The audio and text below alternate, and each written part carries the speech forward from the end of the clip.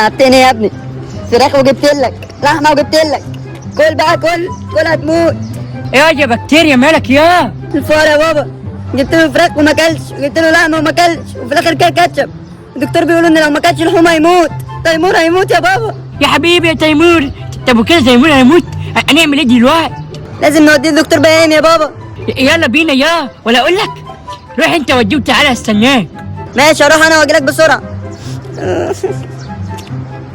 يا حبيبي يا تيمور، يا رب يموت، هيوحشني، يا رب يموت.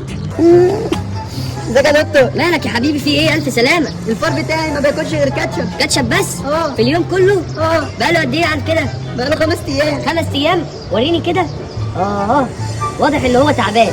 بص بقى، هتاخد اللبوسه دي هتديها له في الحته اللي ورا. اللي ورا؟ هتديها له من ناحيه الخرم كده، هتدخلها له وهيبقى زي الفل يا حبيبي.